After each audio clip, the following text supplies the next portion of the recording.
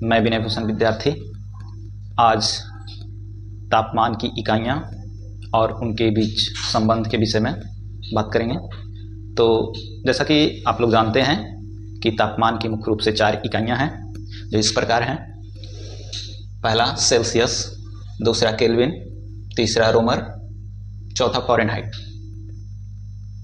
तो तापमान की इकाइयों को एक दूसरे में कन्वर्ट करने के लिए आज हम जानेंगे।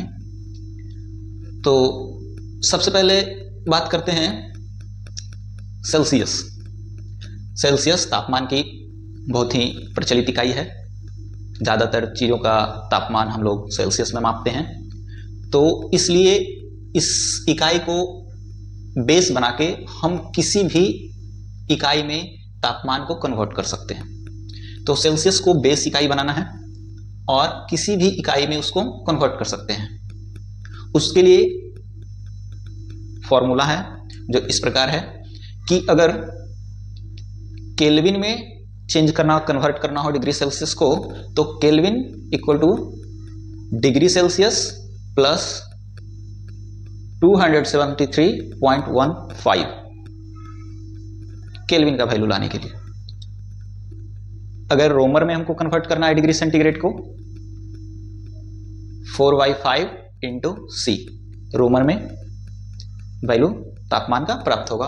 और यदि फ़ारेनहाइट में हम लोग को कन्वर्ट करना हो तो Fahrenheit equal to 9/5 into C degree centigrade plus 32।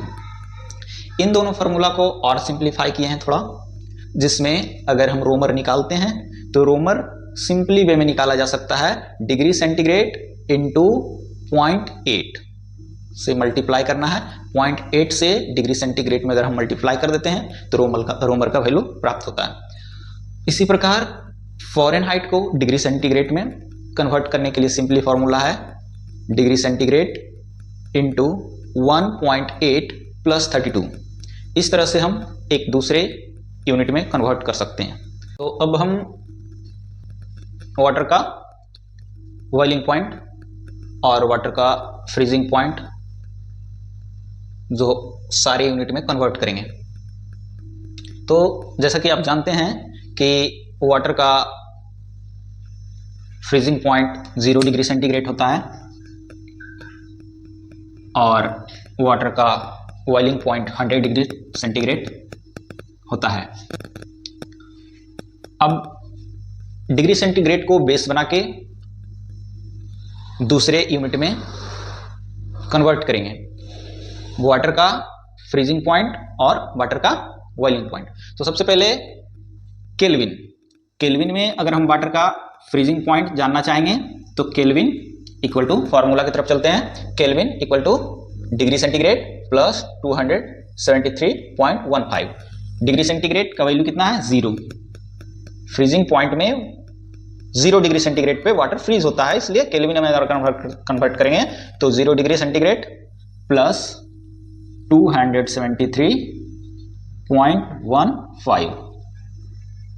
It means kelvin का वैल्यू क्या हो जाएगा? 0 ऐड होगा तो 273.15। ये केल्विन में वाटर का फ्रीजिंग पॉइंट हो गया।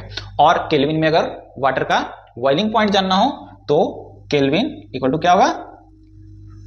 C plus 273.15। तो C का वैल्यू 100 बॉइलिंग पॉइंट हो गया, 100 डिग्री सेंटीग्रेड। और इसी को केल्विन में हम कन्वर्ट कर रहे हैं तो 273.15। It means 373.15। राइट। नेक्स्ट रोमर में अगर कन्वर्ट करना हो टेम्परेचर को तो रोमर इक्वल टू इस फार्मूले की तरफ चलेंगे। Reaumur equal to degree centigrade into 0.8। तो डिग्री सेंटीग्रेड का वैल्यू 0 इंटू 0.8। 0 में अगर 0.8 से मल्टीप्लाई करते हैं तो वैल्यू क्या आएगा? 0। रोमर में वाटर का फ्रीजिंग पॉइंट 0 होगा। इसी प्रकार अगर हम बॉइलिंग पॉइंट रोमर में जानना चाहें तो रोमर में बॉइलिंग पॉइंट हो जाएगा रोमर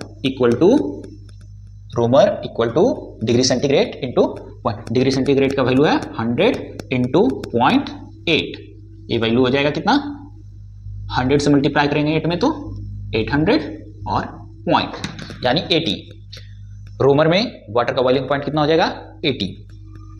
नेक्स्ट हम चलते हैं फ़ारेनहाइट की तरफ। तो फ़ारेनहाइट अगर हम निकालेंगे तो Fahrenheit equal to degree centigrade into 1.8 plus 32। Degree centigrade 0 into 1.8 plus 32। It means 0 में मल्टीप्लाई करेंगे 1.8 से तो 0 होगा। इट मीन्स टोटल वैल्यू इसका क्या होगा, 32 वाटर का फ्रीजिंग पॉइंट फ़ारेनहाइट में होगा। और यदि वाटर का बॉइलिंग पॉइंट फ़ारेनहाइट में हमको निकालना हो तो वाटर का बॉइलिंग पॉइंट फ़ारेनहाइट में क्या हो जाएगा, 100 into 1.8 plus 32। It means 100 into 1.8 value हो जाएगा कितना, 180 और प्लस 32। इट मीन्स 212 फ़ारेनहाइट, यानी कि वाटर का बॉइलिंग पॉइंट हो जाएगा 212 फ़ारेनहाइट, राइट। इसी प्रकार हम किसी भी तापमान के किसी भी बिंदु का ताप हम चारों यूनिट में निकाल सकते हैं, डिग्री सेल्सियस, केल्विन, रोमर और फ़ारेनहाइट, राइट। थैंक यू दोस्तों।